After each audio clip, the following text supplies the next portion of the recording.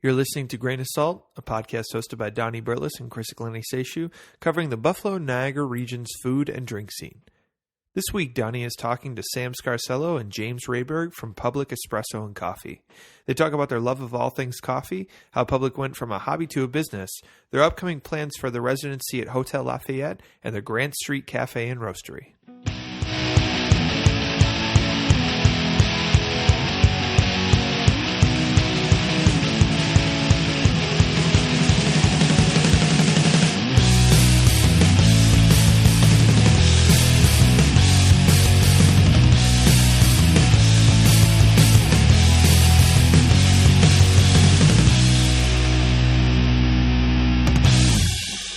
Yeah, that's good for you guys because more educated diners. That's ideally. the biggest thing is just the education of.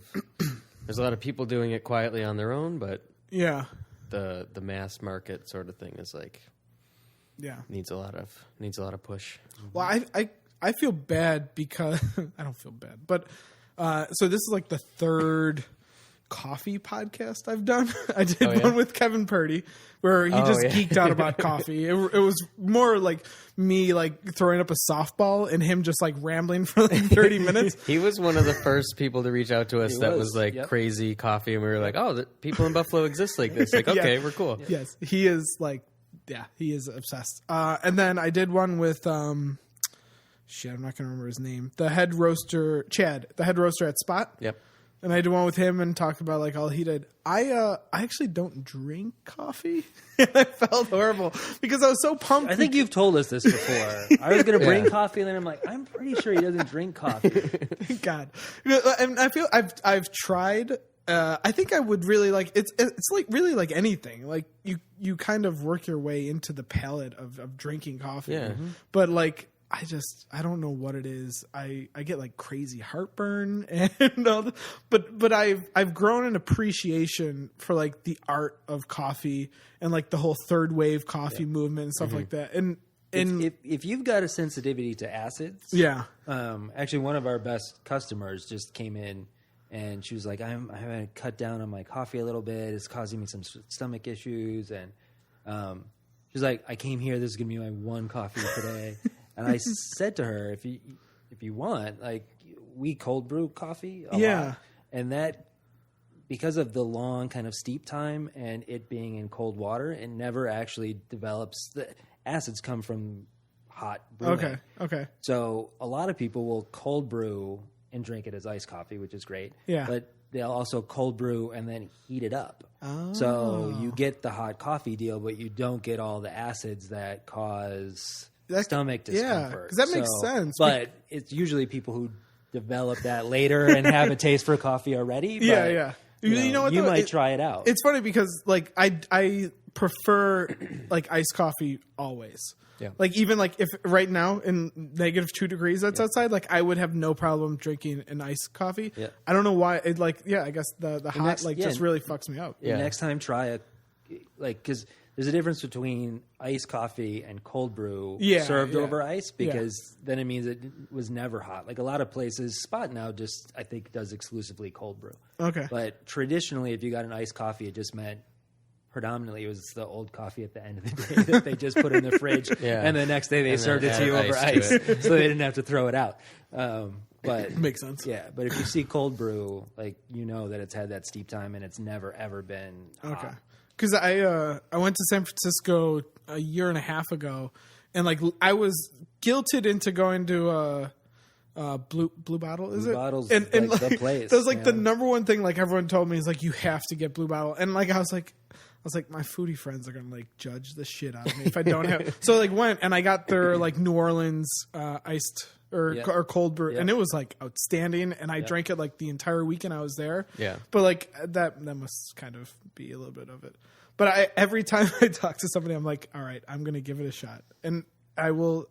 I mean it this time. I will try cold brew, and I will really try to do this because I drink energy drinks, and those are just horrible for you. Yeah, and I hate myself every time I drink one, but I need it.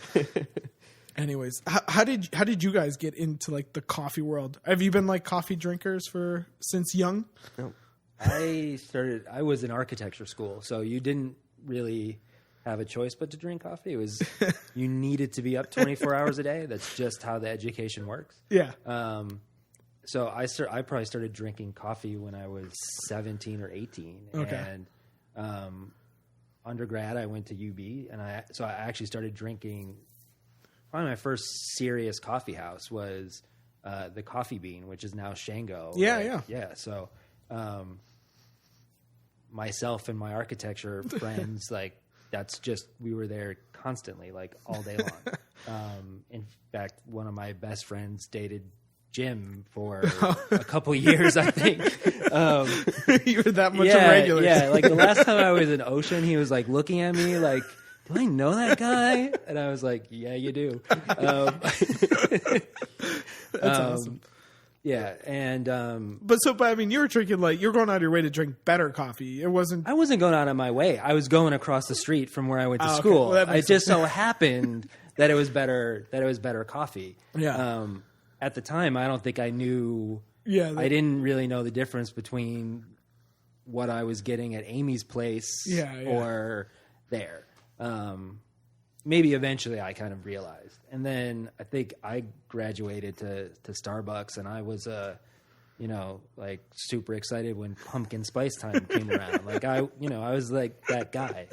And, I'm not ashamed of it. No one is judging. I had a Starbucks card. I probably, once you have a Starbucks account, you probably always have a Starbucks account, right? So I'm sure if I put in my code there, you're on the radar for sure. I just don't recharge it anymore or refill it anymore. And then I traveled a lot for work. I was an architect, and the vast majority of the buildings that I worked on were not here. Yeah. And I just kind of like walked into a kind of third wave shop. I just needed coffee. It was the morning. Nice. And there was no Starbucks around, and because that would have been my go-to at the time. Yeah. And I just kind of watched what they did, and I really... Yeah, I mean, if you watch like a legit coffee shop prepare like a cup, like it's almost like a bartender. There's like an art to it. Absolutely. Yeah. And, I think I probably walked into that shop and looked for the caramel macchiato or whatever, and it wasn't there, right? So I just got a latte, and it was done beautifully. It took a little bit longer, but it was stunning, and the milk was perfect. And I thought, wow, like I don't need all that other stuff. Yeah. And then I went to China I was there for about 2 months for work as well. And outside of the United States, there's lots of Starbucks, and it was one of the places where everybody spoke English. Yeah. So I think the first 3 days I was there, I ate breakfast, lunch, and dinner there because I was so scared of like trying to make my way through it. It's understandable. And I remember getting my first caramel macchiato there, and it's barely sweet. Oh, really? It actually tastes like coffee. And I thought when I got back to the States, I just thought I don't need any of that. Yeah. Any of that stuff. And I think you got sick the first time you had one when you were back. I mean, I think the barista looked at me at Starbucks here and my face, and later I was like, what do I have to do to get this like without that stuff? And at the time, some friends and I had like a farm CSA, and we had these dinners where everybody kind of brought the stuff that they got that week over, and we just kind of all cooked together. And like we would look up the list of the stuff that we got, and we would like make up a dinner, and we would just assign people to cook whatever. And it was like awesome. It was tons of fun, and we usually got super drunk, and we ate really great dinners that didn't go together because it was just kind of whatever we found. And I had bought like a little home coffee roaster, and I was just kind of playing around trying to kind of replicate the stuff that I had elsewhere. Nice. Some of it was terrible, and some of it was really good, and it was just fully on chance that the stuff was good. And I would serve it at these dinners, and people started to dig it, and they would say, what kind of coffee is this? And I would say I made it. And they said, yeah, I know. I saw you put it in the machine and you made it. And I said, no, I like roasted it. I bought it green and I roasted it and here it is. People started asking for it. And at first you're like really flattered and you're handing it out like crazy. And then at some point you're like, that costs a lot of money. And Sam's, and so we were getting more and more geeky with coffee and starting to do pour overs and buying grinders. And every time my paycheck came in, I'd buy some new gadget or whatever. Or kickstart something that we're still waiting on. Yeah, right. We were kickstarting coffee brewers and grinders, and I kickstarted a brewer, actually 2 brewers, like one that I think is about to ship, and the other's like a year and a half, and we're still taking pre-orders. Oh man! But we had dreams of like ramping it up and like showing up at a farmer's market, not because we had any idea that it would become a business, but I'd actually read the book by the guy that started Blue Bottle, and he kind of started in a similar way, like roasting in a shed, and like his first wife, like. Eventually they got divorced, but she made him rent a shed because she was sick of her house smelling like roasting coffee. And then he took over a coffee cart at a farmer's market, and now he just opened a place in Tokyo. And Sam's dad became the kind of part-time building manager for Horse Feathers. Okay. And we were chatting the one day, and this was like last September, not this last, like a year and a half ago. Like September 2013. Yeah. And he said, if you guys want to do farmer's market, like, why are you going to wait till the spring? Yeah. Like, because that's what you do, right? And he's like, no, like, they're doing the Horse Feathers winter market. You guys should just show up. And so we just kind of like brainstormed a brand and like threw some bags together. And you guys did a great job with the brand. Like, I love how that looks. Sam did almost all of that stuff. And we kind of threw it together. We bought some crappy electric kettles and like ordered some paper cups and like showed up on that first Saturday and sold 100 cups of coffee in 4 hours. And James wanted to do there's a place in Rochester called Joe Bean. Oh yeah. They're a roaster as well. And he was like, I want to show up and not have any sugar or cream because that's what Joe Bean does. And I was like, if you do that, people are going to like spit in our faces and like knock our table over. I was like, you can't do that. I was like, I love the idea of introducing a new thing to people. But like everybody's got their own style. Like just put cream and sugar. It's almost out aggressive at that point. It's aggressive. It's aggressive to a point where it's like, okay, you're cool. We get it. We'll see you later. But we didn't even like figure out pricing. Like we were charging like $2. Like we were barely making any money on it. We were just like so happy to be doing it. Yeah, and that people like wanted to try it. Yeah, absolutely. Yeah. How was like? Were you shocked by the amount of top or extras that people were pouring into it? Was it like? I don't know. I mean.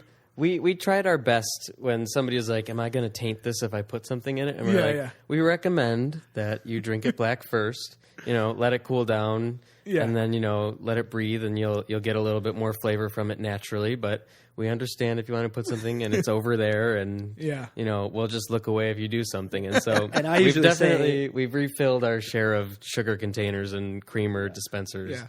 And I usually say I'm not judging, but I am judging you. But I say it with a smile on my face, and I say, like, it's on the table. We know you're going to use it. Yeah. So it's there. Yeah. And I will say recently we've noticed that we used to go through like 1.5 gallons of half and half in 4 hours. And that's a lot of it. I can see the pain looks on both your faces. We are consistently selling more cups of coffee now than we were then, and we're going through half that amount. Awesome. So that's a sign of progress. It feels like progress. One of our strategies to combat that too was to find beans that held up really nicely to a light roast profile. Like Ethiopian beans, they're so floral and fruity and light that we encourage people, when this cools down in 2 minutes, it's going to be so sweet you won't need sugar.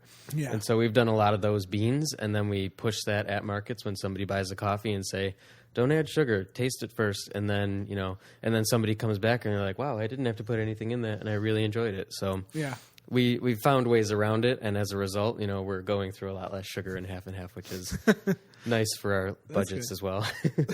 So, Sam? What was your introduction to coffee? I mean, were you how new to the gourmet coffee scene are you, or have you? Very new, actually. I mean, at Canisius College, we were all pumped when we got a Tim Hortons, and I couldn't even do coffee then because coffee from Tim Hortons, anyway, made me super jittery, and I couldn't work on those sort of jitters. So I would actually just get a double tea, which is probably no better in terms of that kind of stuff. But that's what I would drink all through college whenever I needed a little pick-me-up to get through, whatever it was I was working on. Yeah.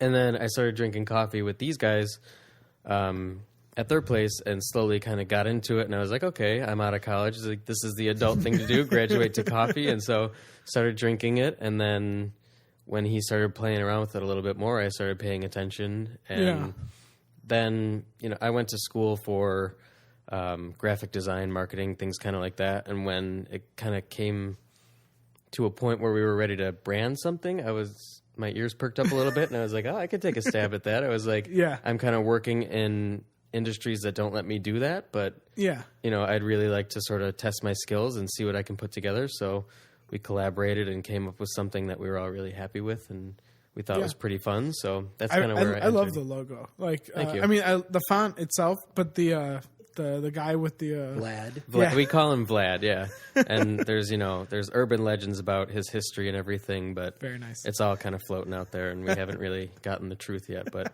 it'll come out one day, I'm sure. Nice. And then when you guys started putting up the posters on the Grant Street, and it had kind of like that propaganda, like Soviet Union type feel. Like, I loved it. Like, I think that was perfect. The more I get to play, the more I get to play in that realm of propaganda, the more fun I have with it. And in my opinion, if I feel I'm bored with something, then I can imagine the consumer or the viewer or whoever is doing it is bored as well. Yeah. So I try to entertain myself with it, and then I think that it plays a lot better. So I've got a lot of ideas, and I have more and more fun with the sort of propaganda feel. So that's great. Expect a lot more things in that sort of space as things progress. We call our coffee share rations. So everything. The rations is called public offering. So everything is very sort of aggressive and in your face, and like we're sort of in charge, and we're giving this to you, and you're gonna like it, and that's the end of it. So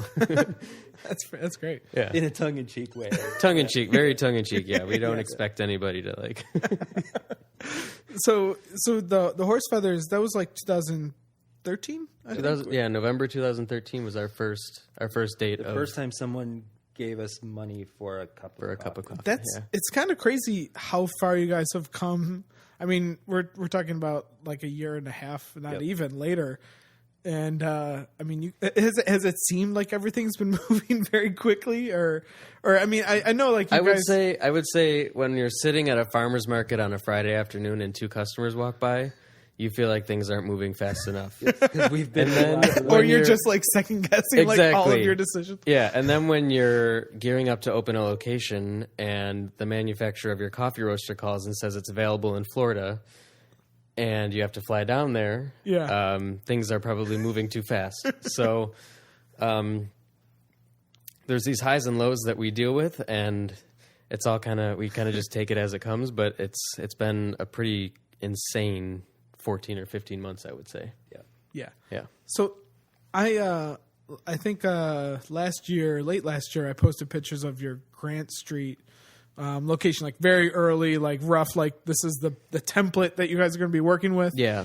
I mean, when did you guys decide that like you actually wanted to go dive full in and do a full roastery coffee shop place? The machines that we're using currently for roasting, the output is like 5 pounds an hour. Okay. And any type of growth, we were like, this is X amount of hours worth of roasting coffee for you. James is our roaster. we think like this is what you have to do if we want to take this account on, or if we want to add another event to our thing. So the goal has always been from the start to kind of, I mean, we're coffee roasters first, and getting that roastery up and running was kind of the first thing that we've done or wanted to do. And every event that we do, every farmer's market, 90% of the people that come up say, so do you guys have like a store or something? And even from our first day at Horse Feathers, people were like, so where are you? And we're like, well, right now we're right here. We're here for 4 hours on a Saturday, and that's kind of what we do. That's our thing. So if you want it's funny. When you guys first had your Facebook page, it had Allen Street. Yeah. It was like the address. That's where we live. Yeah. But at the time, I lived on Mariner, right across from the Pink. And I remember seeing it and be like, there's not a coffee shop. So I remember the one day I took my dog for a walk, and I was like, it's just a house. People were we've had people from Yelp like walk up and be like, I'm outside, can I get a coffee? And we're like, I mean, we'd have to brew it in our like pajamas, but sorry. But Facebook and Yelp, they're so aggressive. They're like, you can't continue unless you put an address in. And I was like, we don't have one. Like, we are like wherever our plastic table set up, that's where we are. So we kind of just put placeholders and stuff. And but I didn't realize how category to any of those. So 16 Allen was kind of the spot for a while, and then people were like, can I like come in? And we're just like, no. It's a little awkward. Yeah. I mean, so like, it sounds like though the coffee shop that you guys are planning as well to go with the roastery is pretty new and exciting too. I mean, it seems like you guys are going to be doing some, I don't know, different things going on there too, right? Yeah. I mean, we're very interested in the third wave brewing methods, and you know, there's a lot to explore in that realm that I think you can't really get in Buffalo or in the surrounding areas at the moment. So we want to highlight that fact and highlight all the different ways that you can taste coffee. And you know, we've got one bean and we can serve it 5 or 6 different ways, and you can get different nuances and flavors out of it each way it's brewed. Like, why not go for that if we can? So Grant Street will be our flagship, and it'll be the place where we have kind of the most fun and kind of push things as far as we can. I mean, it's going to be connected to the roastery. We're going to invite people into the roastery. We'll do tastings in the roastery. You'll get to see what we're doing. I think, you know, our dream right now, there's a huge brown garage door. Our dream is to make that glass, so you're walking by at night and can actually see us kind of doing what we're doing. So I think a lot of people are interested in what we do at Horse Feathers. I don't think every single person that drinks our coffee realizes that we actually roast it. People will say it, where do you get your coffee? And when we say we roast it, I think people are kind of shocked that we're doing that and we're serving it. So they're not used to that. They're used to kind of just a bag. Yeah. And I mean, telling someone this was roasted yesterday and you're drinking it today. You know, we date stamp every single bag. We're really kind of crazy about you know, freshness and letting people know. Yeah, I mean that's incredibly important for especially for coffee. Yeah. So I mean, I feel like you guys have a pretty good grasp on like the production side. Do you think there's going to be somewhat of a learning curve of like running like an actual like retail shit? Do we think, or do we know? We know. We're terrified. We're dealing with that running right like now. a cafe. I mean, that's a lot of spinning plates there. I'm bringing a lot of experience. I worked at Subway for like 3 years in high school, and I was there when Subway introduced coffee. So I mean, you're literally 75% of the way. Yeah, I mean, like. I mean, because you guys are expecting, like, you guys are going to have, like, obviously some food. I don't know if everything's finalized yet, but I mean, we're figuring it out as we go. Fortunately, we kind of made our first hire, which is Clinton from Spot Coffee. Okay.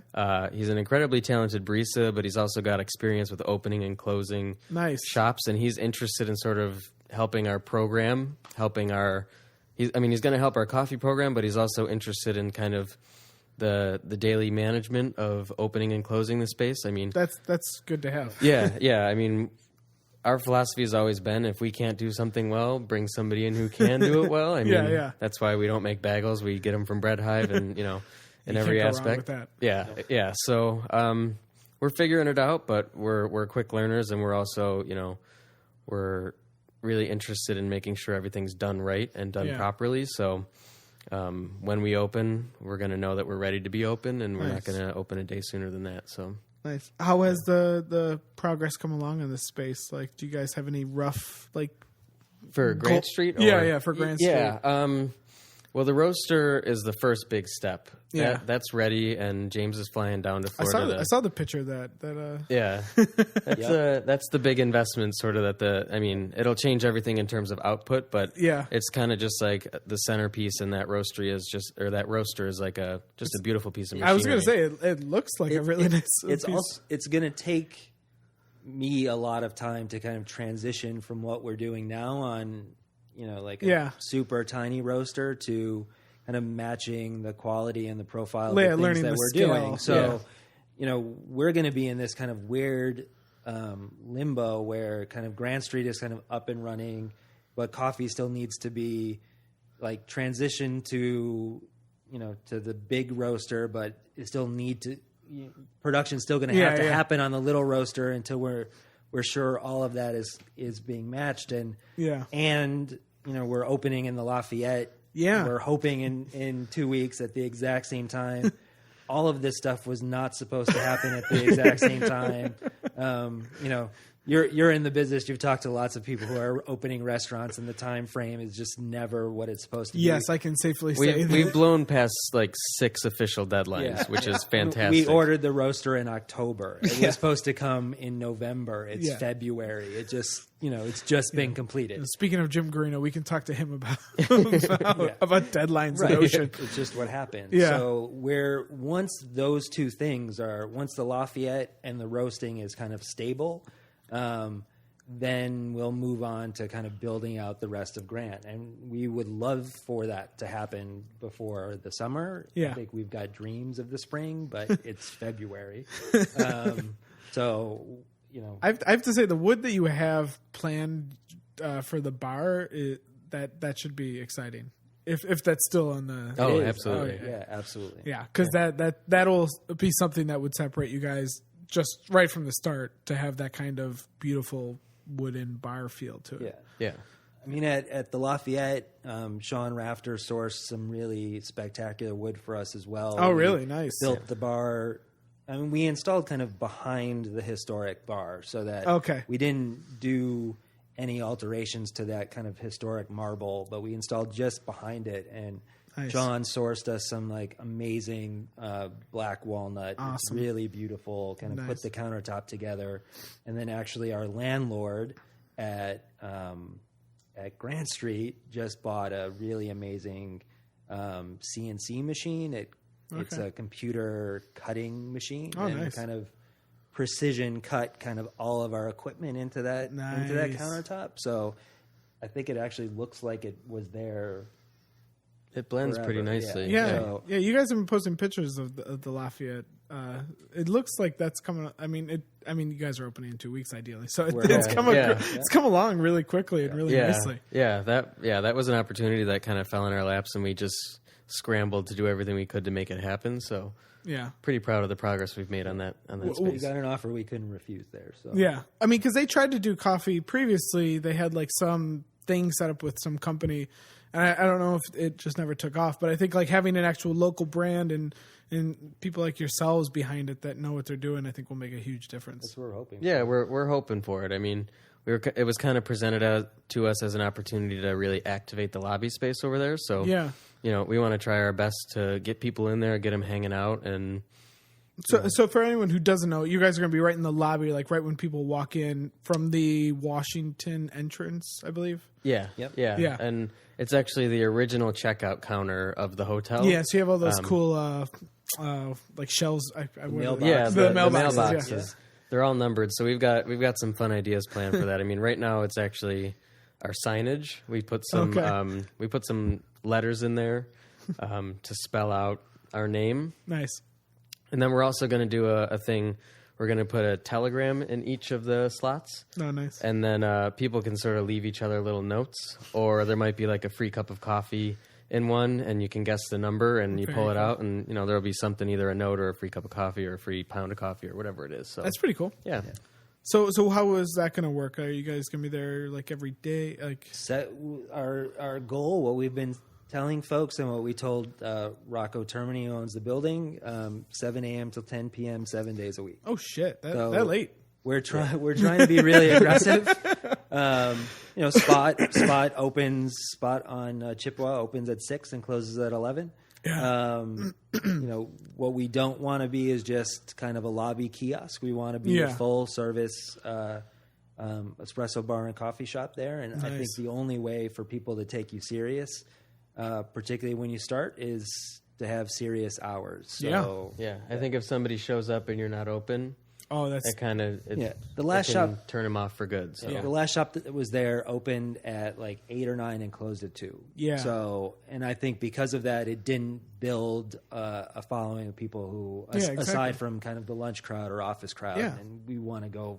Bourbon and Butter and Pan Am Grill. I mean, those places light up after 5 o'clock. So. Absolutely, 100%. Yeah. And so you want people on their way out or whatever. Yeah.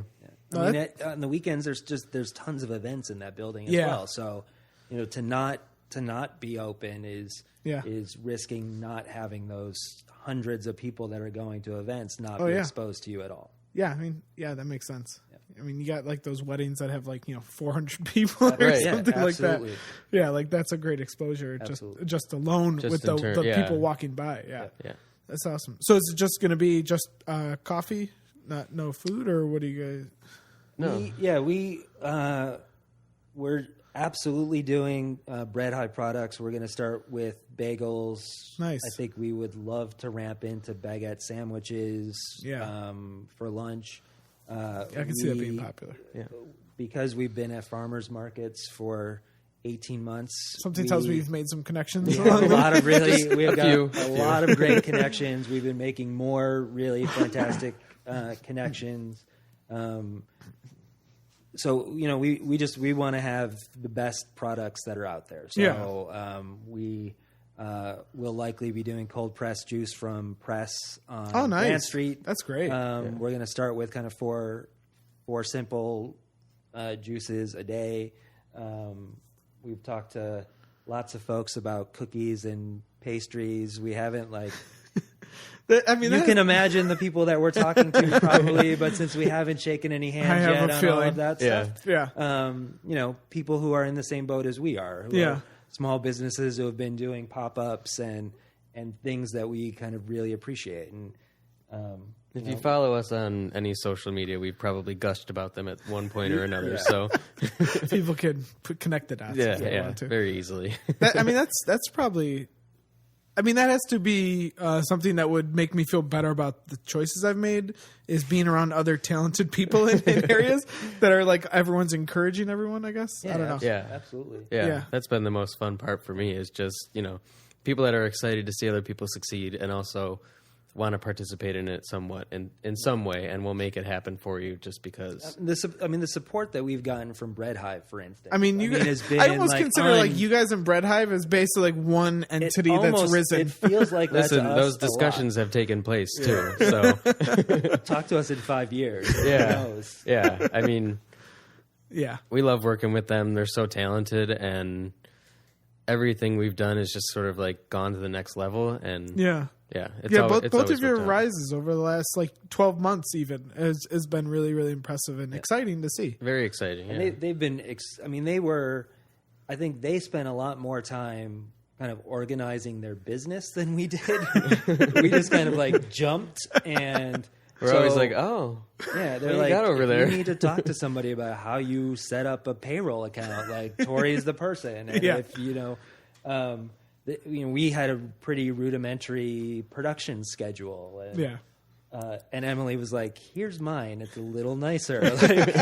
There are formulas. They just gave us their business plan. They've really been super helpful in helping us get organized and formulate things. Which is in the co-op spirit that they kind of go for. I mean, we were saying, I think before we started recording, it's exciting to see other people working with other local producers, and not only just local, but local producers who are doing really good products. And it's exciting to see people referring other like their customers to the producers themselves. Yeah, and you guys are in a lot of like restaurants locally too, right? Or not a lot, but you're gaining more. Of those that's the biggest crux of the new roastery too. Is like once we can have that output, we can go after a lot more accounts like that. And we've got a few. Though our partnership with Hydraulic Hearth is going over really well.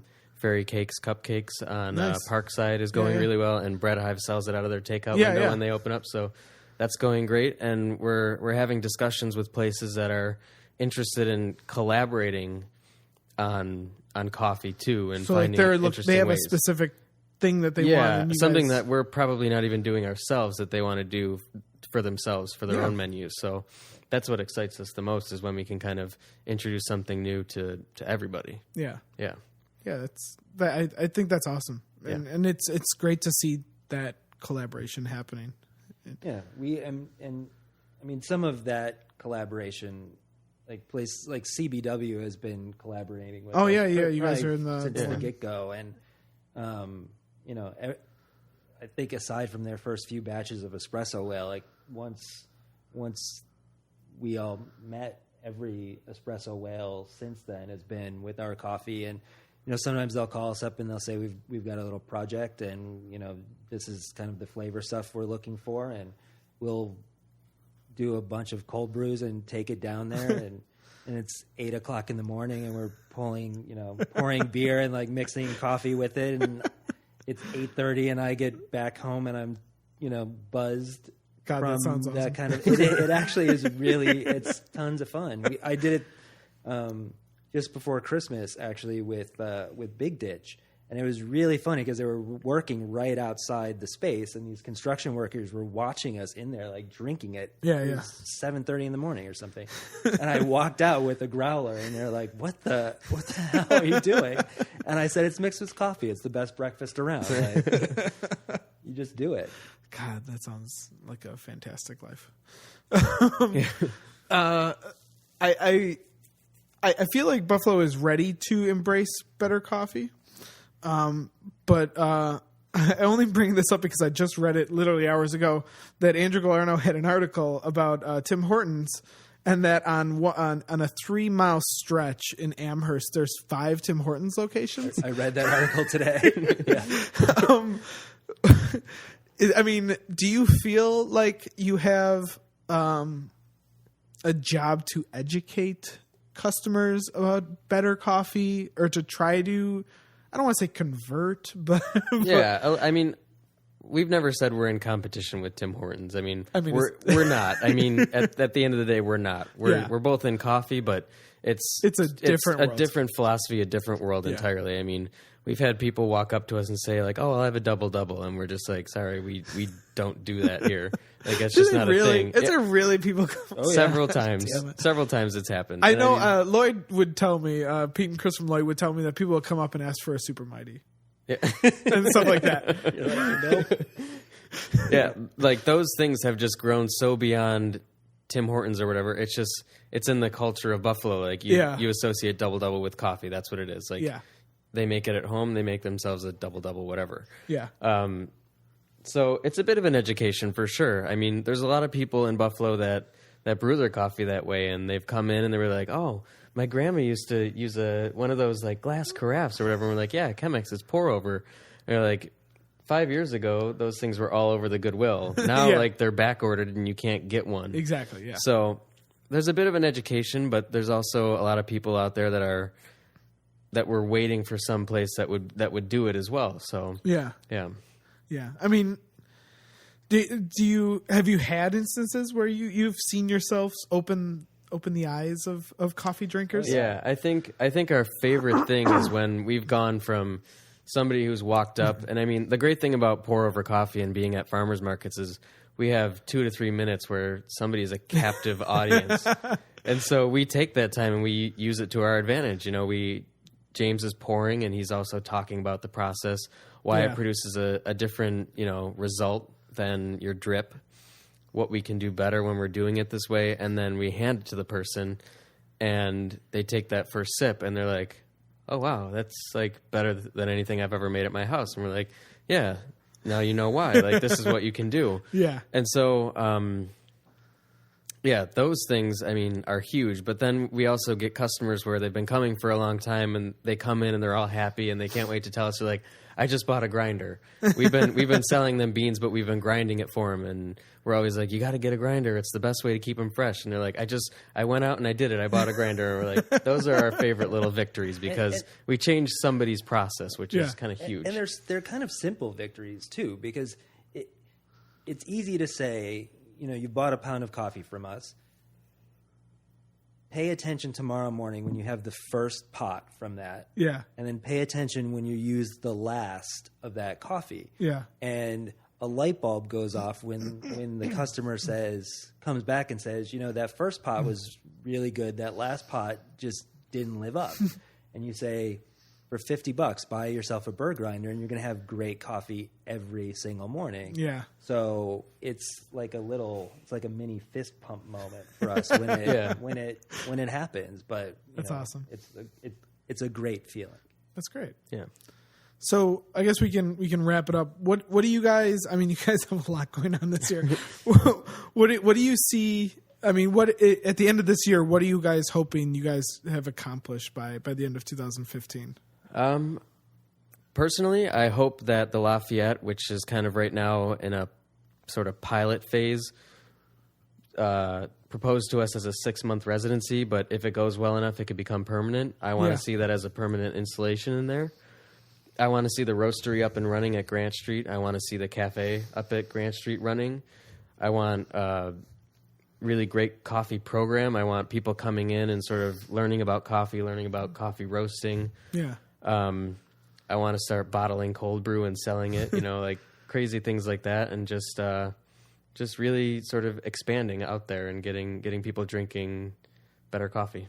Awesome. Yeah, I think for me, I mean, there are some other folks out there who are talking about third wave shops and manual shops, and there are other folks out there who are talking about roasting as well. And you know, Rochester has 3 third wave shops. Yeah.